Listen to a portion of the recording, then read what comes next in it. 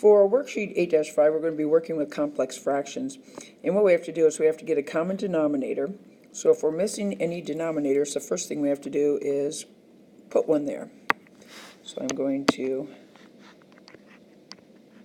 place a 1 underneath the first one, and then I'm going to circle all my denominators and try to figure out what is the least common denominator of 1, 3, 2, and 6. So what number do they all divide into? They will all divide into the number 6. So 6 is going to be my least common denominator. And now what I'm going to do is I'm going to look at the bottoms and fix the tops. So this is a 1. To make this 1 have a denominator of 6, I would have to multiply the top by a 6. The next denominator is a 3, so to make this be a 6, I'd have to multiply the top by a 2. For the 2, we'll need to multiply by a 3. And for the 6, we'll need to multiply just by 1, or sometimes I just write it's already okay. Now, taking this problem, and I'll show my next step here, I would have 6 for 6 times 1 minus 2 times 1, which would be minus 2 over my least common denominator, coming from the circled values, which are all going to be 6. And then on the bottom here, I'm going to have 1 times 3 for 3 minus 1. So 3 minus 1 over, and again, the LCD. From here, the LCDs can cancel out, and I end up with 6 minus 2 over 3 minus 1.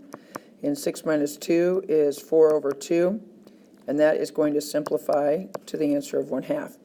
Normally, I will not do this part. Instead, I will look at the top of the top, which is right here. And that's going to give me 6 times 1 for 6, 2 times 1 for 2, so 6 minus 2 on the top, over the top of the bottom, which is going to be this part. And that would give me the 3 minus 1. So I'll move from the beginning part, get my LCD, look at the bottoms and fix the tops, take the top of the top over the top of the bottom, and then continue and simplify till I get to the answer of 1/2. So for our next one, I'm going to do it a little bit faster. Looking at our denominators, we have 2, 3, 6, and I need 1. So I'll put a 1 here. Circle my denominators. The least common denominator of 2, 3, 1, and 6 would be 6. I'm now going to look at the bottoms and fix the tops,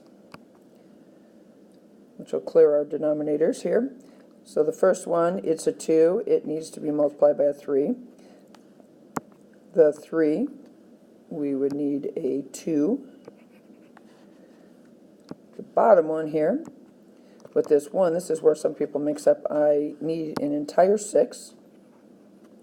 And then the 6 in the bottom already means it's okay. So now I'm going to take the top of the top, which would be 3 plus 2, and I did multiply those. I went 3 times 1, which is 3, and 2 times 1, which is 2, over the top of the bottom, 6 minus 1, and again that's 6 times 1 for the 6, and then minus 1. We simplify. The top adds up to 5, and the bottom adds up to 5, and 5 over 5 gives us the answer of 1. For our next problem, I think it's almost easier. In this case, we have denominators in all the locations. I'm going to circle all my denominators.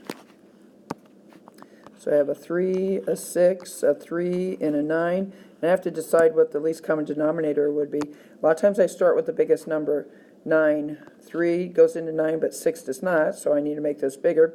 So I just double 9, and I get to 18. And if I look at 18, 3, 6, and 9 will all go into 18. So my least common denominator is 18.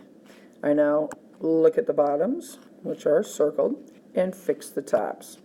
So the first one I have a 3. I need to multiply by a 6. A 6 needs multiplied by a 3. The 3 down here, we'll need to look at the bottoms and fix the tops. We'll need to multiply the top by a 6. And the 9, this will need to be multiplied by a 2. And some people are like, oh, there's already a 2 there. There is, but you need to multiply by 2.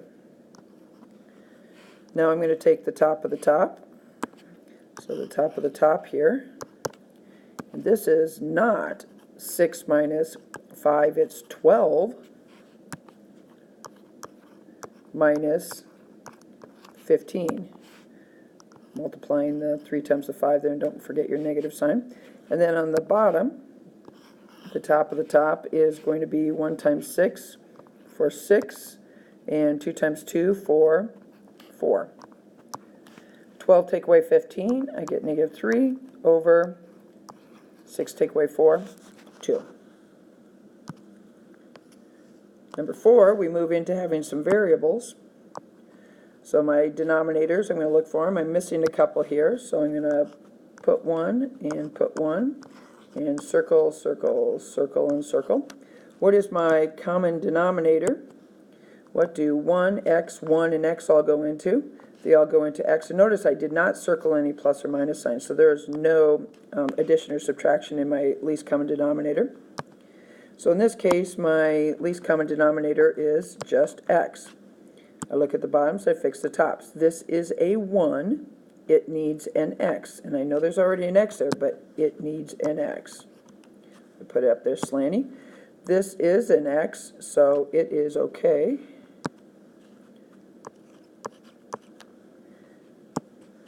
This is a 1, so it needs an x. And then our last one is an x, so it is okay. Now I'm going to take the top of the top, and that's going to give me x times x for x squared minus 1 over the top of the bottom of x minus 1. This would be a point, but we're not done, because this top part here can factor. We can factor x squared minus 1. X squared minus 1 factors into x plus 1 and x minus 1. And then in the bottom, I had x minus 1. It's really important to remember that you cannot cancel in problems where you have addition and subtraction. So you have to first factor and then cancel. And this is a grouping sign right here, remember. So it's pretty much that you have parentheses around the denominator part. And in this case, x minus 1 and x minus 1 cancel out. And our final answer is just x plus 1. The last one we'll be looking at is number 5. So again, I'm going to circle all my denominators. Need to put 1 here. I have 1y, x, and y. So my common denominator this time is going to be a 1 times an x times a y, and I do not have to have the 1 in front of the x and the y, so just xy. Look at the bottoms and fix the tops. The first one has a 1 in the denominator, so it needs both the x and the y. The next one has a y, so looking at the bottoms to fix the top, it's a y, it needs an x. I know it already has an x up there, but it needs an x. This is an x, it needs a y, and the y needs an x. The top of the top gives me 1 times xy will be xy minus the x times x here will be an x squared over the top of the bottom is y minus x. You get a point. Not done. Remember, you cannot cancel in this. You have to factor before you cancel. The bottoms you can't do anything to, but the top looks a little thick. And remember, when that happens, it's probably a GCF. So on the top, we're going to do the stop and steal. What can you take out of an xy and an x? You can take out an x. So if I take out an x on the top, I will be left with y minus x. And in the denominator, I have a y minus x.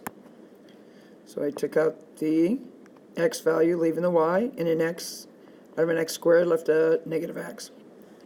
And again, this is like having parentheses. And now you can cancel out the entire groups, and our answer is x.